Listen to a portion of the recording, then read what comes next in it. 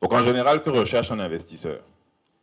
On veut gagner de l'argent en sécurisant ses avoirs. En général, c'est ça. Quand je parle à mes amis ou à des gens, j'essaie de les encourager à venir même investir en bourse, etc. La question qui vient, c'est toujours, est-ce que c'est sûr? Est-ce que vraiment ton affaire, là, les choses de l'État, tout, tu es sûr qu'ils vont rembourser? Bon, je réponds, en général, la première règle dans la vie, c'est que rien n'est sûr. Il faut déjà accepter. Ensuite, la deuxième règle, il y a des croyants dans la salle, je crois. J'ai eu le plaisir de rencontrer d'ailleurs un directeur général d'entreprise au Congo qui est pasteur. Et d'ailleurs, l'un des patrons d'une entreprise cotée aujourd'hui à la bourse est pasteur. Donc bon, on va mettre un peu de religion dans tout ça. Donc, Genèse, chapitre 3, verset 19. Tu mangeras à la sueur de ton front. Voilà. Donc, mais tout ça, c'est pour dire quoi? C'est pour dire que dans la vie, il n'y a rien qui s'acquiert facilement. Quand vous dites « je veux investir », mais je veux être sûr que c'est sûr, ça n'existe pas. Pour gagner de l'argent, il faut prendre des risques. Maintenant, chacun, effectivement, a on va dire, le niveau de risque, en fait, auquel il est prêt à se soumettre pour gagner de l'argent. Donc, en général, plus vous faites des efforts, même dans la vie de tous les jours, en général, plus les résultats sont grands. Plus vous prenez des risques en finance, plus vous avez la possibilité de gagner de l'argent. Donc, quand on vous dit, j'ai un produit qui vous rapporte 30%, mais c'est sûr, il n'y a pas de risque, ça n'existe pas. Le produit qui rapporte 2%, il va être effectivement pas risqué. 3%, plus de risque. 4%, plus de risque. Si vous voulez gagner 50%, c'est possible. Mais sachez aussi que la probabilité de perdre votre argent est plus grande. Donc quand les gens disent souvent « on m'a arnaqué », non, on ne vous a pas arnaqué. Comme disait tout à l'heure quelqu'un, c'est peut-être que vous avez été trop cupide. Donc quand vous souscrivez à un produit, ben, sachez que voilà, il y a le risque qui va avec. Donc, une fois qu'on a dit ça, ben, je vais donc terminer en disant comment est-ce que donc diversifier permet justement à un investisseur d'être résilient, donc d'absorber un choc et de peut-être pas perdre son argent, etc. Donc, là encore, j'ai fait simple. Hein. Je me suis dit, bon, aujourd'hui, qu'est-ce qu'on a à disposition sur notre marché? J'ai de l'argent, je veux investir, qu'est-ce que j'ai? Ben, le premier, je suis allé de ce que j'estime être du moins risqué au plus risqué. Le premier, ben, c'est un compte d'épargne en banque. Voilà, je vais à la banque, je dépose mon argent. La banque me dit, bon, c'est 2-3%. Souvent, les gens se plaignent en disant, oui, mais ça ne rapporte pas. Mais rappelez-vous, Genèse, tu mangeras à la sueur de ton front. On peut quand même convenir ici collectivement que décider d'aller déposer son argent à la banque, ce n'est pas l'idée du siècle. Donc, n'espérez pas qu'en mettant votre argent à la banque, vous allez gagner de l'argent. En fait, vous allez avoir du 10%, du 15%. Si une banque vous promet ça, c'est que peut-être elle a des problèmes et que justement, elle a tellement besoin d'attirer de l'argent que voilà, elle vous promet ce niveau de rendement. Donc, le premier, c'est le compte d'épargne. Il n'est pas très risqué parce que justement, bon, votre argent est là, il est disponible. Pardon, l'homme n'est rien sans son beau. Excusez-moi. Il est disponible et à tout moment, vous pouvez récupérer votre mise. Ensuite, les produits d'assurance vie de mon cher confrère. En général, effectivement, il y a un rendement voilà, qui est garanti, 3,5. Mais déjà, il y a une petite contrainte, c'est que quand vous voulez racheter, voilà, il y a forcément un peu d'argent que vous allez laisser pour qu'il puisse vous rendre votre mise. Ensuite, vous avez les titres de dette des États. Bon, c'est censé être le plus sûr. Déjà, on dit, en théorie, un État ne fait jamais faillite. Donc, ça, c'est la théorie. Parce que bon, je me suis posé la question d'ailleurs quand je faisais ma réflexion. Parce qu'on dit un État ne disparaît pas. Mais je me suis posé la question ce matin en me disant, bon, là où la Russie a attaqué l'Ukraine, est-ce qu'il n'est pas possible que demain l'Ukraine disparaisse? Et qu'adviendra-t-il en fait des obligations que l'Ukraine a émises sur des marchés potentiels. Enfin, je suppose qu'ils l'ont fait.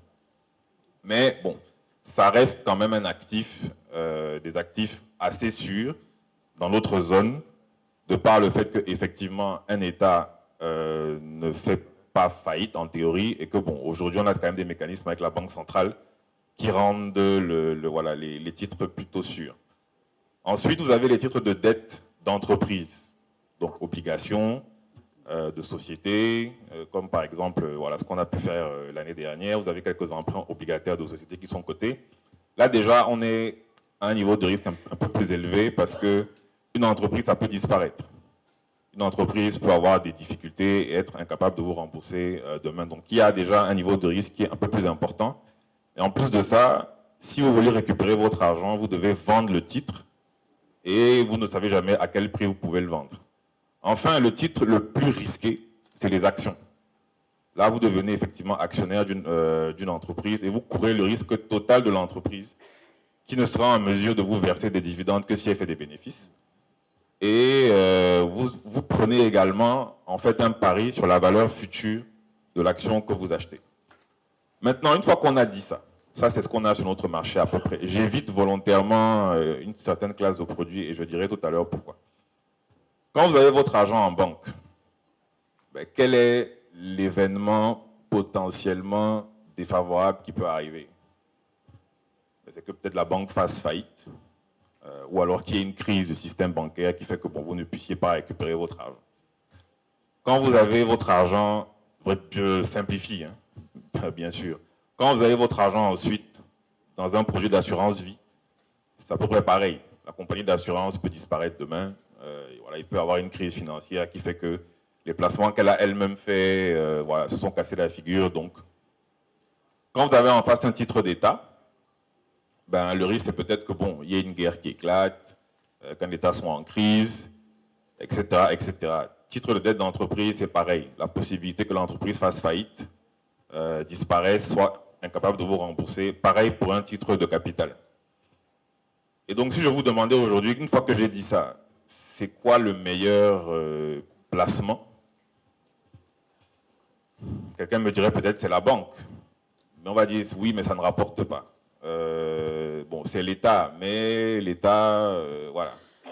Maintenant, la question qu'il faut se poser, vous avez vu, j'ai présenté en fait les différentes catégories de risques qui peuvent exister, c'est de se dire quelle est la probabilité que tous ces risques-là se réalisent en même temps en fait. C'est-à-dire que les banques fassent faillite, qu'il y ait la guerre au Cameroun, qu'il y ait les assurances qui fassent faillite, voilà, qu'il y ait tout ça là qui se réalise au même moment, c'est quand même, on va dire, c'est pas impossible, hein, mais ça reste très peu probable. Et c'est donc là où je voulais chuter. En fait, un portefeuille résilient, c'est un portefeuille justement, comme on l'a dit, qui est capable d'absorber les chocs et grâce auquel vous serez potentiellement plus riche demain. De manière à ce que si un choc effectivement se produit, il y a quand même une partie en fait de votre richesse qui est préservée. Et donc, comme tous ces risques-là ne peuvent pas se réaliser en fait en même temps, ben en fait, si votre portefeuille est diversifié, vous avez quand même plus de chances de devenir plus riche tout en préservant votre capital, plutôt que de se dire, bon, je prends tout mon argent, j'achète des actions de X entreprise, ben si demain l'entreprise se casse la gueule, vous avez perdu. Je prends tout mon argent, j'achète des obligations d'État, ben, si demain l'État se casse la figure, vous avez perdu. Je prends tout mon argent, je mets en banque, etc., etc. On ne sait jamais. Et même dans ces différentes catégories, vous pouvez encore faire des diversifications. Puisqu'on dit diversifier, c'est rendre divers. Donc je ne suis pas obligé de mettre tout mon argent. Par exemple, si je décide que bon, moi vraiment c'est les comptes bancaires qui m'intéressent, ben déjà je peux prendre 2 banques. C'est déjà diversifié. Hein. Comme ça, si bon, X banque tombe demain, au moins je pense que l'autre banque peut rester. Voilà. Au niveau des États, c'est pareil. Je suis peut-être patriote, j'aime le Cameroun, mais est-ce que c'est vraiment sage de prendre tout mon argent et d'investir uniquement sur les titres camerounais? Si demain il y a un problème au Cameroun, ben, je suis entre guillemets foutu. Donc peut-être que même déjà dans cette catégorie d'actifs-là, il vaut mieux investir sur différents, voilà, sur différents supports. On peut faire ça jusqu'à demain, hein, ainsi de suite, ainsi de suite. Et donc, là où je vais conclure, ce sera de dire, là peut-être je parle effectivement en tant que spécialiste, on va dire, qui est capable de faire ça lui-même. Mais si vous estimez que tout ce que je viens de dire là, c'est trop compliqué, en plus, il a mis Genèse dedans et tout ça, on ne savait même pas où il voulait aller, et que vous n'avez pas le temps, il existe donc une alternative qui est justement l'asset manager, qui lui justement vous propose, comme on l'a dit tout à l'heure, de prendre votre argent et de l'investir pour vous dans un panier d'actifs, en fait, qui est automatiquement diversifié. Quand vous prenez 1000 francs, vous donnez à un asset manager, lui, avec vos 1000 francs, il va acheter un peu d'actions, un peu d'obligations, un peu de dépôt à terme, il va faire un peu d'OTA, un peu de bons du trésor, etc. Et donc, vos 1000 francs, en fait, seront naturellement diversifiés. Et donc, c'est le produit, en fait, qui peut-être aussi, si vous n'avez pas le temps d'analyser tout ce que je viens de dire là, peut également vous aider à faire vos premiers pas sur le marché, voilà, sur le marché financier en termes d'investissement financier. Et comprenez donc qu'il n'y a pas forcément de bons ou de mauvais placements. Il faut diversifier. C'est ce qui permet justement que lorsqu'un choc se produit, au moins les autres catégories d'actifs que vous avez permettent effectivement d'encaisser le choc. Et donc, je ne dis pas, moi je ne dirais pas que les crypto-actifs, par exemple, sont mauvais. Je dirais juste qu'il y a un niveau de risque qui va avec. Donc, quand vous mettez votre argent à l'intérieur, assurez-vous peut-être d'avoir également un peu d'argent dans autre chose, de moins risqué, de plus sûr, de manière à ce que voilà, votre portefeuille soit résilient. Donc j'espère avoir apporté ma petite contribution au thème du jour. Merci. Merci Ernest. Un peu long.